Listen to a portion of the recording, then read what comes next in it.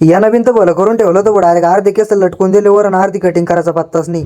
तर जय श्रीराम मंडळी, आपण चाललोत बरं का कटिंग करायसाठी. घरच्याचे शिव्या खायच्या अगोदर कटिंग करून येणं पुरण आपल्याला. रोडच्या बाजूचे फुलं पण आपलं स्वागत करायसाठी सज्जच होते बरं का. पण काय करणार, गाड्याच्या धुळा डायरेक्ट त्याचा कलर चेंज झाला होता. ज्या प्रभातात गाड्याची कमीच नाही राहिली. पण एवढा सगळा महाभारताचा प्रवास करत आता शेवटी पार्लर मध्ये पोहोचलो होतो. आपली एंट्री रॉयलच असती बरं का. आणि या भारतात फोनची महामारी कोणा आणली होती कारण डायरेक्ट त्याच्यातच सगळे येडे झाले ना. आणि अशा ठिकाणी आपलं तोंड शांत नाही राहत बरं. फोनला पाणी प्यायला सुट्टी द्या म्हणलं थोडीशी का. तर भाऊचं चाललो होता, तू आला असता, आता तुला कोंबडा कटिंग करून देतो म्हणलं. बाबा चांगली करदर्शिक घरच्यानं पण घरात घेतलं पाहिजे. तो जर का कोंबडा कट मारला तर बिना लागण्याचा संसार रोज वस्तू होईल म्हणलं आपला घरी गेल्याबरोबर. मला कटणीला इन 15 मिनिटं लागते, मग या ना मला अर्ध्या घंटे बसून ठेवलं होतं. असं बसवलं तप्पड बांधून ठेवलं होतं वजर एक कमरा. एवढ्या टायमात तर भारतानं पाकिस्तानला उडून टाकला असता. आता लोक इतका टाइम घेतलाय ना कटिंग करायला. जाऊ द्या सबर का फल मिठा होत आहे. कटिंग तर भारी झाली बरं का आपली. त्याला म्हणलं जाऊ द्या, आता कटिंग करून टाकली तुम्ही डायरेक्ट तुम्हाला चेक देऊन टाकतो मी पैशाचा. तुम्हाला पण फॉलो करायसाठी चेक द्यावा लागतो काय करा मग फॉलो पटकन.